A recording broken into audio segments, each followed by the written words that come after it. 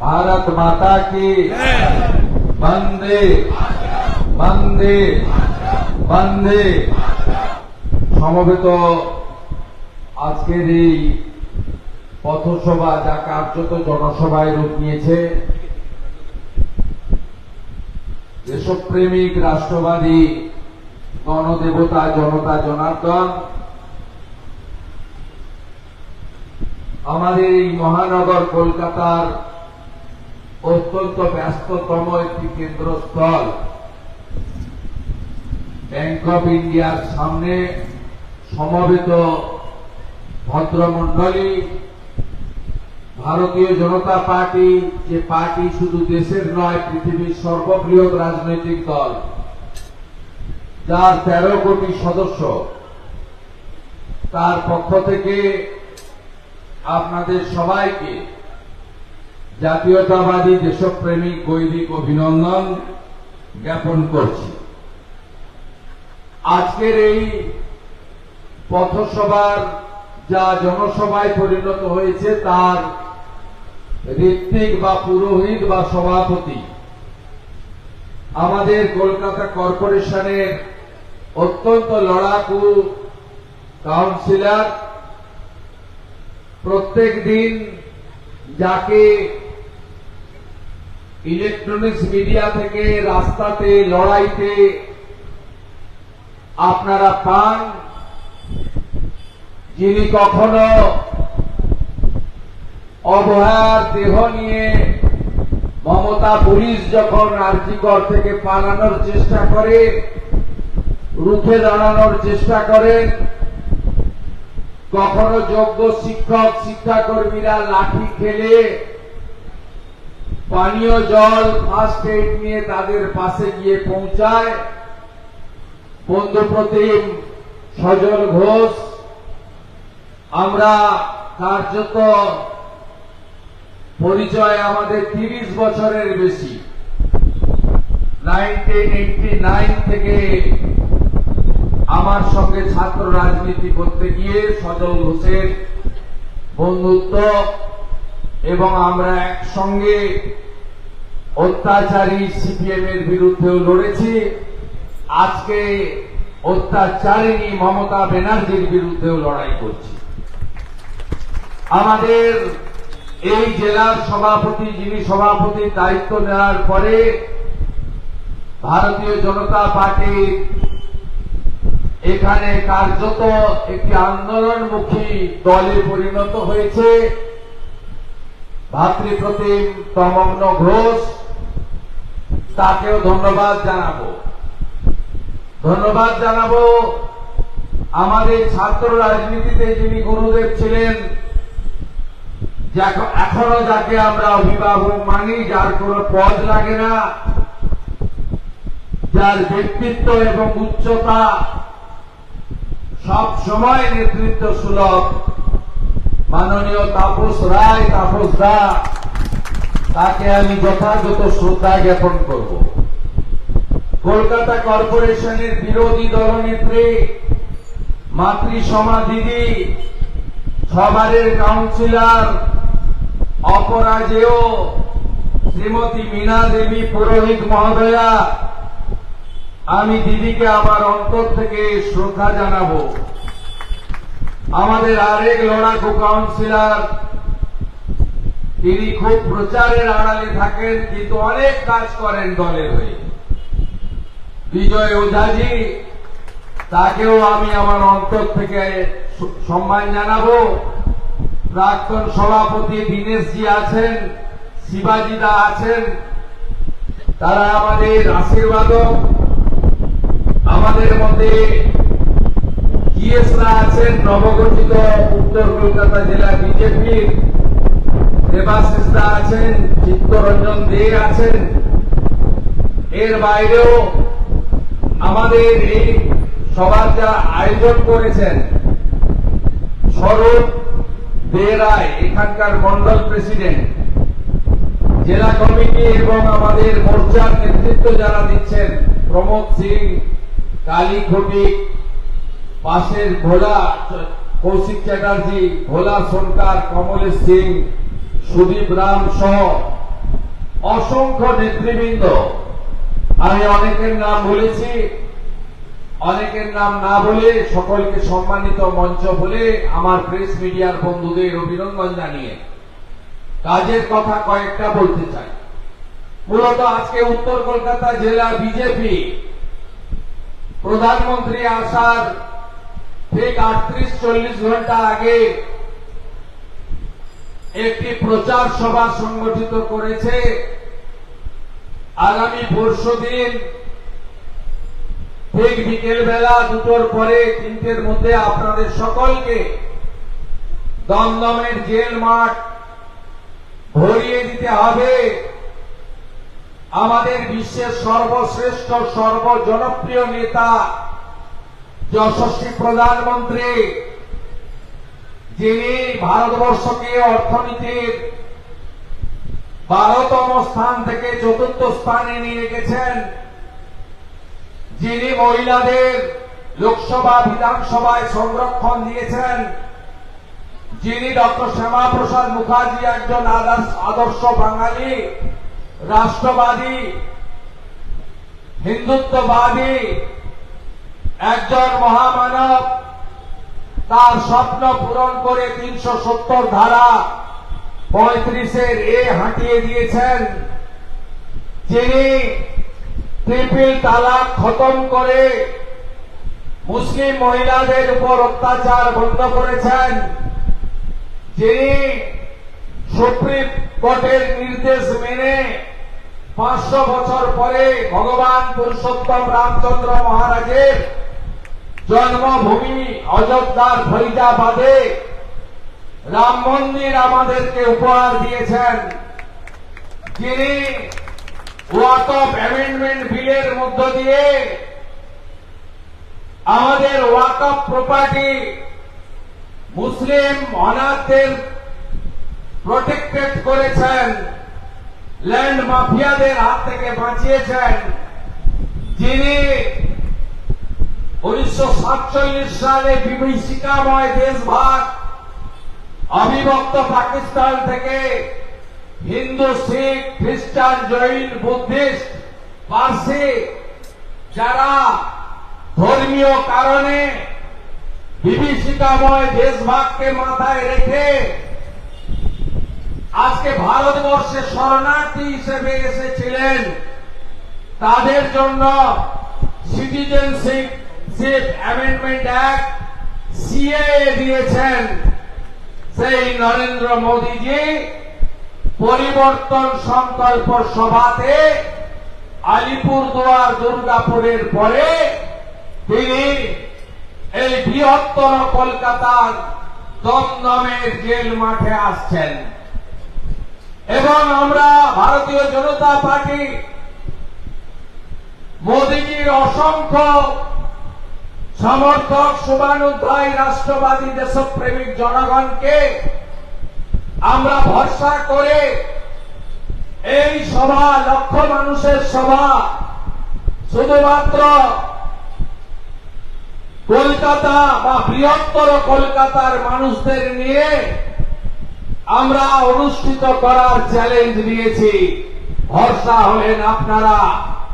আপনাদের ওই দিন হাজারে হাজারে সপরিবারে বিশ্বের সর্বশ্রেষ্ঠ নেতা, আমাদের দেশের প্রধানমন্ত্রী, যিনি একবার নয় তার সেনাবাহিনীকে নির্দেশ দিয়ে তিনবার পাকিস্তানকে শিক্ষা দিয়েছেন এবং 22শে এপ্রিল পহেলগামে মাথায় সিঁদুর, হাতে তাগা আর কলমা পড়তে না পারার কারণে যে হিন্দুদের হিন্দু বলে খুন করা হয়েছিল, তাদের বাড়ির মহিলা সদস্য এবং ছোট শিশুদের সামনে যাদের বস্ত্র সরিয়ে তারা হিন্দু কিনা নিশ্চিত হওয়ার পরে খুন করা হয়েছিল, সেই অপারেশন সিঁদুরের সফল কারিগর নরেন্দ্র মোদীজির সভা আপনারা ভরিয়ে দেবেন, যার নেতৃত্বে ভারতীয় সেনাবাহিনী কুখ্যাত জঙ্গি পাকিস্তানে থাকা মাসুদ আজহারের বংশকে নির্বংশ করে দিয়েছে আমাদের এয়ারফোর্স। 100 কিলোমিটার ভিতরে ঢুকে আমাদের সেনা প্রথম একদম তছনছ করেছে পাকিস্তানকে। তাই জাতীয় পতাকা নিয়ে মোদীজিকে ভারত মাতার সন্তান হিসেবে আপনারা সবাই স্বাগত করতে যাবেন, এই আবেদন করব। মোদীজি বাংলাতে খালি হাতে আসেন না। আমি আলিপুরদুয়ার পরিবর্তন সংকল্প সভার আগে দেখেছি সরকারি প্রোগ্রাম, সেখানেও আমার থাকার সৌভাগ্য হয়েছিল। আলিপুরদুয়ার, কোচবিহার সহ উত্তরবঙ্গের প্রত্যেকটি শহরে, জেলাতে পাইপের নলে গ্যাস, রান্নার গ্যাসের প্রকল্প তিনি সেখানে দিয়েছেন। পরবর্তীকালে দুর্গাপুরের পরিবর্তন সংকল্প সভার আগে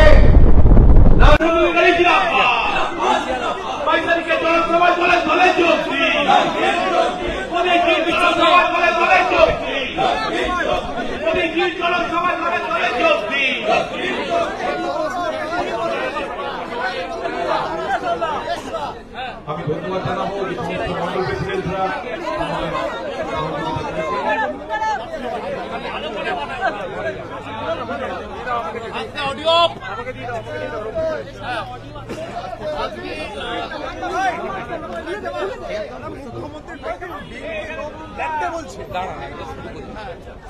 আজকে যে ছবি দেখা গেল নওশাদ সিদ্দিকী আবার সেই ধর্মতলা 2023 ও ওদের ঘরের ব্যাপার, এ টিম ব্যাপার আমি নয়। যে কোনো নির্বাচিত প্রতিনিধির সঙ্গে পুলিশের ভদ্র ব্যবহার করা উচিত, এটুকু বলতে পারি, সে যে দলেরই হোক। কিন্তু উনি কেন এসেছিলেন, পুলিশ কেন করলেন, নওশাদ সিদ্দিকীর সঙ্গে তো মমতা ব্যানার্জির যোগাযোগ আছে। আমরা বিয়ে কমিটিতে যাই না, উনি যান, এবং সম্প্রতি নবান্নতে গিয়েও উনি দেখা করে এসেছেন। উনি সরাসরি মুখ্যমন্ত্রীর কাছ থেকে বুঝে নিলেই ভালো। তবে এই পুলিশের আচরণ, মনোজ বার্মার পুলিশের আচরণ নিশ্চিতভাবে গণতান্ত্রিক নয়, সভ্য সংস্কৃতির সঙ্গে বেমানান। যে দলেরই প্রতিনিধি হন না কেন, নির্বাচিত প্রতিনিধি রাজনৈতিক নেতাদের যে সম্মান দেওয়া উচিত সে সম্মান এরা দেয় না। এরা ধর্ষকদের পালাতে সাহায্য করে, চোর ডাকাতদেরকে প্রোটেকশন দেয়, জঙ্গিদের লুকিয়ে রাখে, আর রাজনৈতিক নেতাদের উপর আক্রমণ করে, এবং অভয়ার মাকে যেভাবে লাঠি দিয়ে মেরেছে, এ নিন্দা জানানোর কোনো ভাষা নেই। তোমার মা আজকে বিস্ফোরক অভিযোগ করেছেন যে কুনাল ঘোষ হোয়াটসঅ্যাপে ফোন করে মেসেজ পাঠিয়ে তাকে লক্ষাধিক টাকার লোক দেখিয়েছেন, এমনকি তাদেরকে কেস উইথড্র করে নেওয়ার জন্য বলা হয়েছে কুনাল ঘোষের তরফে। উনার মা যা বলেছেন সত্যের উপরে দাঁড়িয়েই বলেছেন। এটা তৃণমূলের সংস্কৃতি, এটা আলাদা করে কিছু বলার নেই, এটা ওদের সংস্কৃতি। এখানে ডাক্তার নারায়ণবাবুকে যেভাবে পাল্টি খাইয়েছেন এটা সবাই জানে। উনি বিরাট বিপ্লবী ছিলেন, অভয়ার ঘটনার পরে হঠাৎ করে পাল্টি খেলেন। তো এই সবাই জানে যে অনেকে চাপ নিতে পারে না। যেমন কসবা ল কলেজের ছাত্রীর বাবা মাকে আজ পর্যন্ত আপনি পাবেন না। তার মানে মেয়ের উপরে শারীরিক অত্যাচার হওয়ার পরেও বাবা যেহেতু শিক্ষক, মা যেহেতু বিএলআর অফিসে কাজ করে, থ্রেট কালচারের কাছে আত্মসমর্পণ করেছে। অভয়ার বাবা মা কমপ্লিটলি এক্সেপশন। তারা মেরুদণ্ড সোজা রেখে এই ব্যবস্থার বিরুদ্ধে, এই মুখ্যমন্ত্রীর বাহিনীর বিরুদ্ধে সর্বাত্মক লড়াই করছেন, লাঠি খাচ্ছেন। এই রকম লক্ষ্যে অবিচল থেকে অর্জুনের লক্ষ্যভেদের মতো যে লড়াই, এটা পশ্চিমবাংলার মাটিতে বর্তমান দিনে অত্যন্ত একটা দৃষ্টান্ত বলে আমি মনে করি।